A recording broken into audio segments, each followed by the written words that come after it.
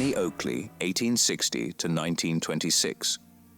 Born Phoebe Ann Moses, Annie Oakley's life defied expectations from the start. Her exceptional talent with a firearm, discovered at a young age of 15 when she bested a traveling marksman, blossomed into a remarkable career. She wasn't just a talented sharpshooter. She craved the thrill of performance and found her place in the dazzling spectacle of Buffalo Bill's Wild West show. There, she became a star attraction, captivating audiences with feats that pushed the boundaries of what seemed possible. Imagine splitting a playing card held edge-on from afar, or shattering clay pigeons launched into the air. These were just some of the demonstrations that cemented her reputation as a sharpshooting legend. Bass Reeves, 1838 to 1910. Born into slavery, he not only achieved his freedom, but became a symbol of justice as the first black deputy U.S. Marshal west of the Mississippi River. His accomplishments were remarkable. Over 3,000 arrests during his long career speak volumes about his tenacity and skill in a dangerous and lawless era. Even more impressive is the fact that Reeves prioritized capturing criminals alive, bringing them to justice through the legal system. While he did defend himself and take down outlaws in 14 documented instances, it highlights his commitment to upholding the law whenever possible. His dedication to order and his success in a challenging role during a tumultuous time continue to inspire us today. Jesse James, 1847 to 1882. Jesse James's legacy is a tangled web of rebellion and ruthless crime. Early newspaper stories glorified him as a Robin Hood, defying powerful institutions. Fueled by the Civil War's brutality, James led a notorious gang that robbed banks and trains. However, unlike the legendary hero, there's no proof James shared his wealth with the poor. His motives were personal gain, not social justice. James's fame stemmed from his charisma and daring acts, making him a folk hero to some. But the reality was far bleaker. His gang's violence caused fear and hardship. The Robin Hood myth is a captivating but inaccurate story that overshadows James's true nature, a violent criminal. While a product of a chaotic era, James remains a complex figure. Citadel Rock, Green River, 1868. A captivating image by Andrew J. Russell captures the construction of a railroad bridge in Wyoming, circa 1868. The photo offers a glimpse into westward expansion, showcasing both the rugged beauty of the Green River Valley and the determined workers battling the elements. Towering Citadel Rock adds a majestic touch to the scene. Sunlight illuminates the bridge's intricate details and the workers' efforts, while shadows cast a dramatic contrast. This image transcends a historical record. It's a tribute to human spirit and progress. The vastness of the frontier is met by the unwavering resolve of the workers, creating a lasting impression of taming the Wild West. A mound of bison skulls, 1870s. This haunting image, likely from the 1870s, depicts a mountain of bison skulls, a grim consequence of the U.S. Army's ruthless strategy against Native American tribes. The Army realized the importance of bison to these cultures, not just for food, but for clothing, tools, and social connection. By systematically wiping out these massive herds, they aimed to cripple the native way of life. This wasn't just about starving them, it was a deliberate attempt to shatter their cultural foundations and their bond with the land. Deprived of their primary source of sustenance and materials, weakened tribes became easier targets for forced relocation and assimilation. This image serves as a powerful indictment of these brutal tactics, a silent monument to the destruction of a people and their traditions. African American cowboys during the Negro State Fair. Following the Civil War, many African Americans, known as Exodusters, embarked on a westward migration. This movement was fueled by a yearning for freedom and a future free from the South's rigid racial structures. Emancipation promised a fresh start, and the West symbolized unclaimed land and the chance to build independent lives.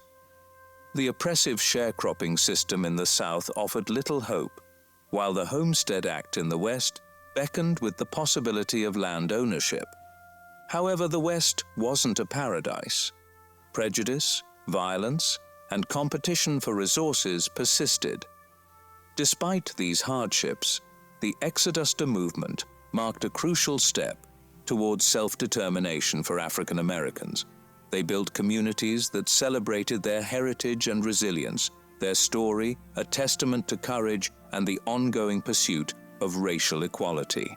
Family with Their Covered Wagon, 1966. The image perfectly portrays a family and their covered wagon during the Great Western Migration. These sturdy vehicles were much more than transportation. They were homes on wheels for families venturing westward.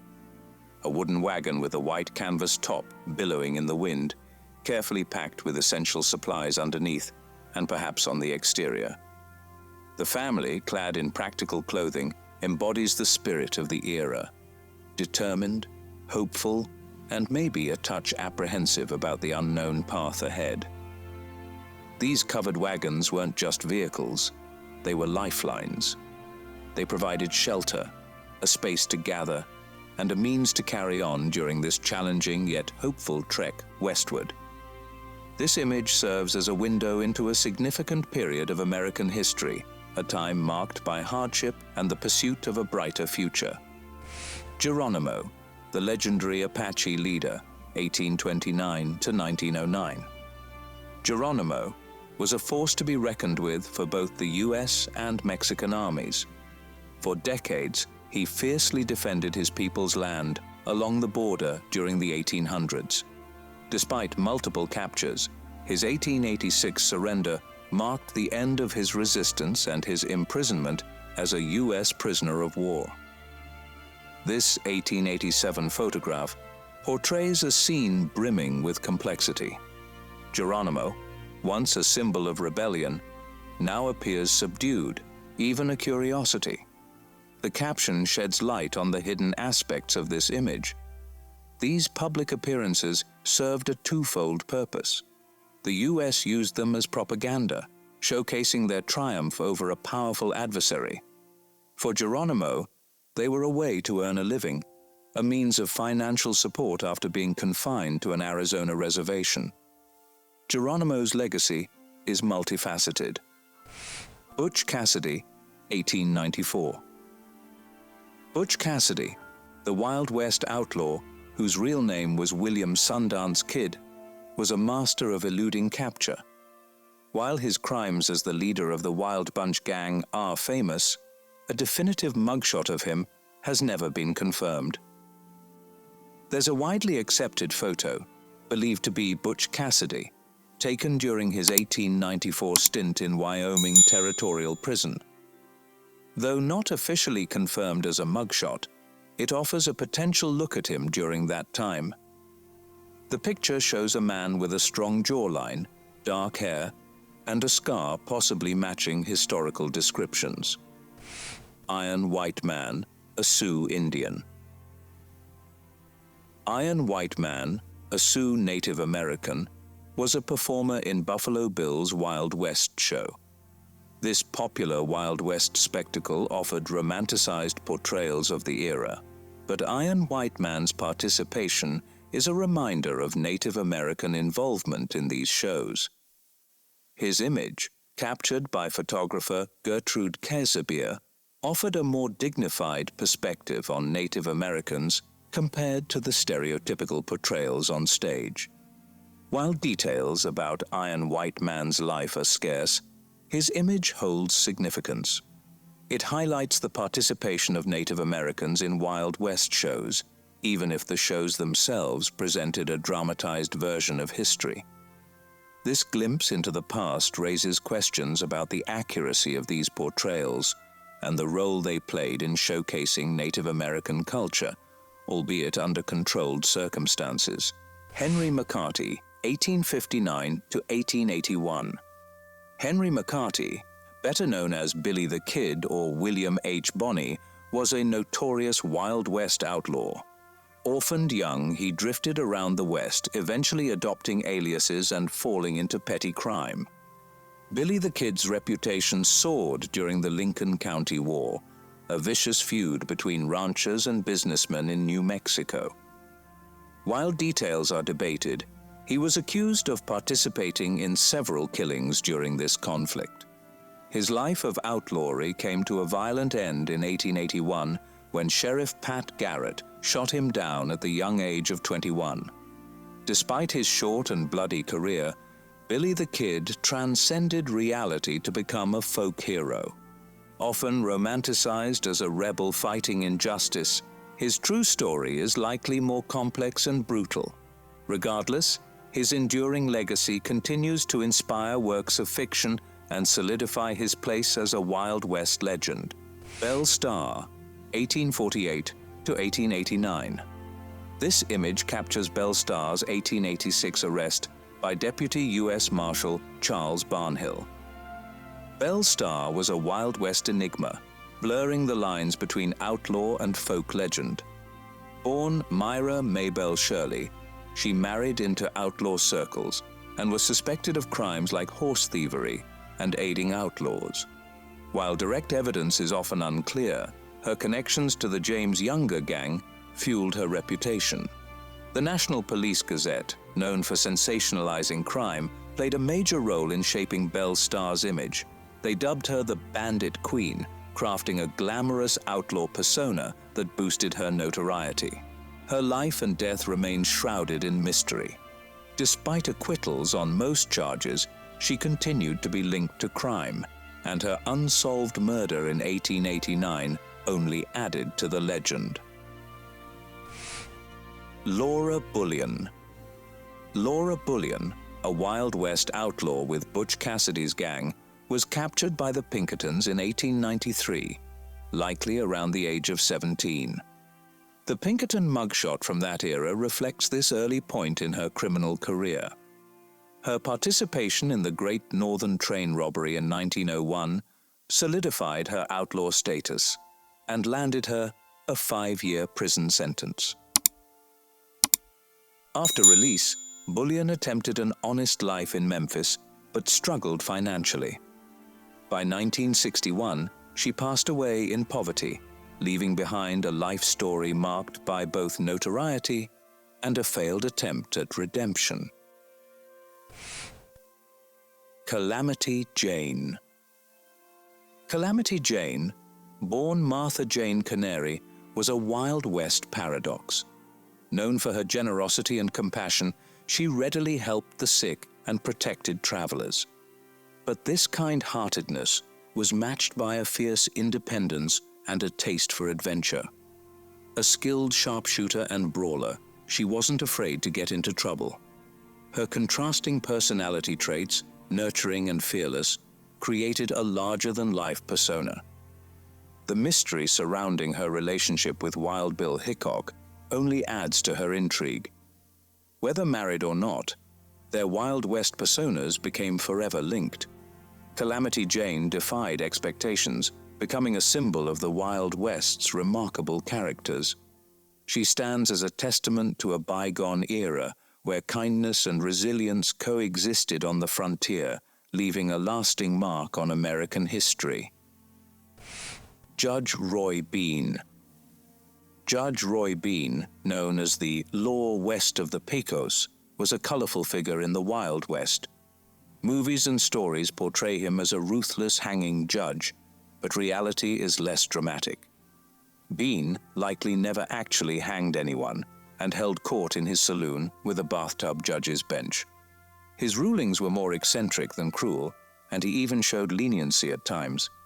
Though the hanging judge image is mostly myth, the quirky, self-proclaimed jurist who brought his own brand of justice to the frontier remains a fascinating character. Oklahoma Land Rush. The Oklahoma Land Rush of 1889 was a double-edged sword. On one hand, it offered a golden opportunity for around 50,000 settlers to claim a free 160-acre plot of land in Oklahoma. This fueled the dream of homesteading and a fresh start. However, this dream came at a terrible cost to Native American tribes. The land had been promised to them through treaties, but the U.S. government, fueled by westward expansion ideals, disregarded these agreements and opened the territory to white settlers. This land rush shattered tribal lands and their way of life. The event remains a complex reminder of the opportunities and injustices that marked westward expansion in American history. The Klondike Dance Hall and Saloon. The Alaska-Yukon Pacific Exposition of 1909 in Seattle, Washington, was a world's fair celebrating the development of the Pacific Northwest. One of its more lively attractions was the Klondike Dance Hall and Saloon, designed to transport visitors back to the wild days of the Klondike Gold Rush that had boomed just a few years earlier in Yukon, Canada. Imagine swinging saloon doors, a lively dance floor, and the boisterous energy of a gold rush boomtown. That was the experience the Klondike Dance Hall and Saloon aimed to create. But the fair organizers got more authenticity than they bargained for. Wyatt Earp. Forget the gunslinging sheriff. At 21, Wyatt Earp in 1870 was likely a dusty teamster hauling supplies across the frontier. Historians believe he was more of a wagon wrangler than a lawman. This job placed him right in the heart of westward expansion, constantly on the move and honing his horsemanship. He even tried settling down with a wife and a constable job in Missouri, but tragedy struck and he hit the road again. The Wild West legend we know wasn't born yet, but this formative period shaped his resourcefulness and skills, essential qualities for the future lawman he would become. A miner's camp set up along the side of a mountain. Picture this: rough wooden cabins clinging to a Colorado mountainside, battered by wind and sun. This was life in a San Juan miners' camp of the 1800s. Harsh environments mirrored the harsh realities of mining.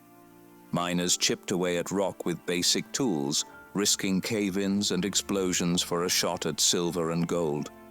Despite the danger, a community spirit bloomed. Men of all backgrounds, united by hardship, relied on each other for survival. Supplies came slow, and saloons offered fleeting relief from the relentless toil.